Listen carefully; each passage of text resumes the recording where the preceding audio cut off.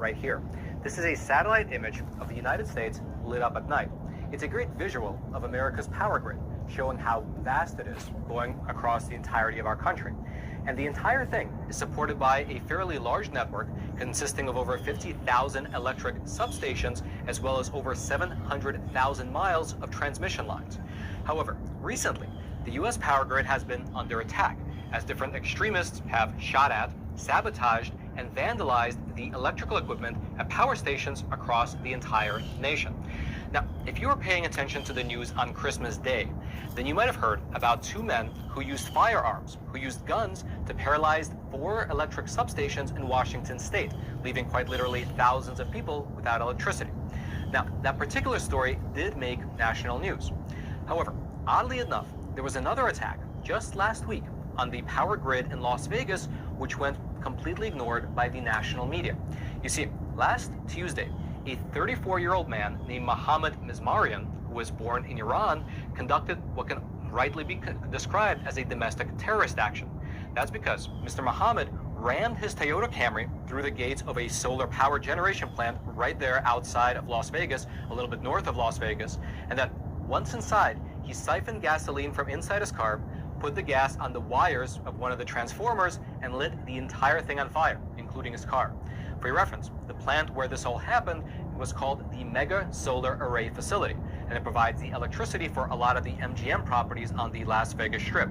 Here is a local news report documenting exactly what happened in regards to this incident. Photos the 8 News Now investigators obtained show the burnt car. Police suspect a man set on fire inside a Las Vegas area solar facility.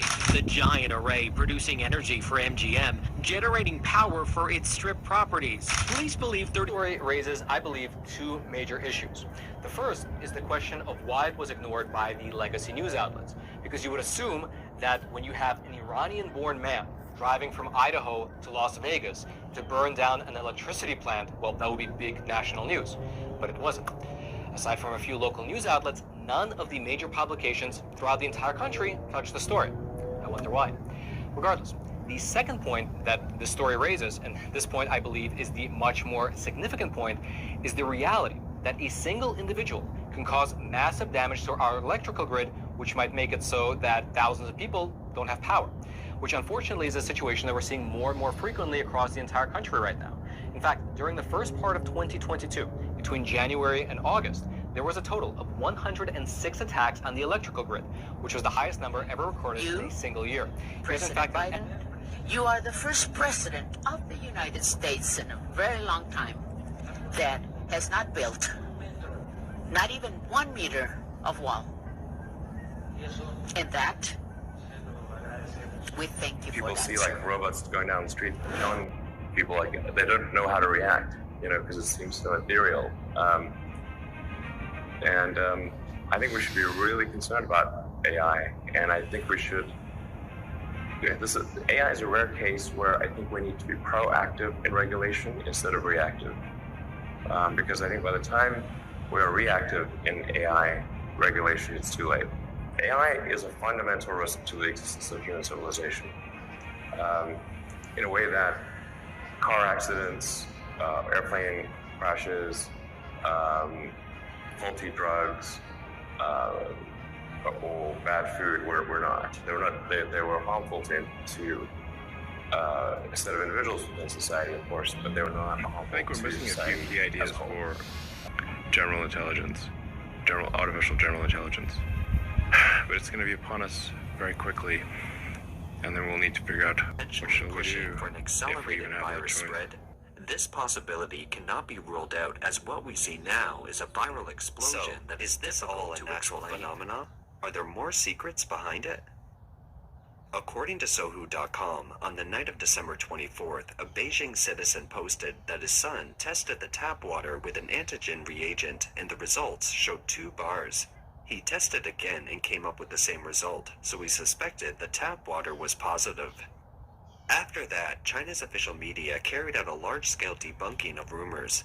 Beijing Water Group responded that antigen test strips aren't meant for testing tap water. When pouring water into the test solution, it will destroy the composition of the test solution. The results don't have referential value, and even if the test is positive, it doesn't have any real meaning. But the so-called debunking claim was debunked by a Chinese Twitter user who posted, "A friend sent me a photo and said, I tested the tap water in New York using made in China's antigen reagent. The results returned negative after 15 minutes, proving that tap water doesn't spoil the test solution."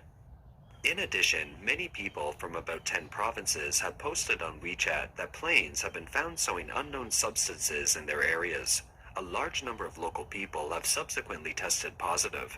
A Chinese Twitter user retweeted a screenshot saying that the news of poisoning by planes is now being circulated among the Chinese social media WeChat. Such phenomena are now noted in The many spreading parts. speed of this virus can be described as mystical. In less than a week after the restrictions were lifted, no one works in the company. The streets are empty and everyone stays at home, which is completely beyond our understanding of the disease. Those who didn't wear masks were positive. Those who wore masks were also positive. Those who went out became positive. Those who stayed at home also got positive. Even the paralyzed elderly in my friend's family also got positive. Later on, experts said that wearing a mask can reduce the severity of your infection. We realized then All that countries' the role of the COVID-19 mask was prevention and just control that. measures should be scientific and appropriate and should not affect normal people-to-people contact as well as normal exchange and cooperation. In recent days, many leading medical experts from multiple countries have said that there is no need to impose restrictions on border entry of travelers from China. The quick response of most countries in the world indicates that they are aware of the seriousness of the outbreak in China. The fact that the World Health Organization, the US, and other countries have offered to help China indicates that the outbreak is exceptionally severe. 收看直播的朋友，全体国人同胞，以及我们看到近来 We have seen the recent escalation of the epidemic situation in China. As long as there's a need, based on the position of humanitarian care, we're willing to provide the necessary assistance to help more people get out of the pandemic and have a healthy and safe new year. 全球震惊的变局下。 What worries governments around the world is the lack of transparency of data from China. We speculate that governments of various countries are afraid that a new mutant strain with a relatively high fatality rate has appeared in mainland China. Once this strain crosses the border, it could be another global disaster. Because Japan's data can be found online, some Chinese in mainland China have conducted research and found that mainland passengers carry a new virus variant, CM2. It's already been detected, but it has never appeared in the official Chinese data. The Chinese government announced internally and externally that the outbreak was due to Omicron BA5 and BF7. It has also claimed widely to the public that the symptoms are probably like a cold and that after recovery from the infection, one will become immune to the virus. However, during the outbreak, many infected people developed white lungs. Despite the so-called campaign of dispelling rumors by the CCP media, in an article that dispels rumors, it says, "In this winter of peak medical care, white lung is becoming a buzzword." White lung refers to the whitening of the lungs, which is one of the signs of a serious lung infection and was found in many of the new coronavirus patients in Wuhan in early 2020. Industry professionals believe that this outbreak includes not only the Omicron strain, but also a mutated Delta strain. But it may be more than that. Amidst a spiraling outbreak in China, the Chinese Communist authorities have announced the full opening of China's borders as of January 8, 2023. Recently, India, Italy, Japan, Korea, the UK, France, the US, Canada, and Taiwan have tightened their entry policies for travelers from China.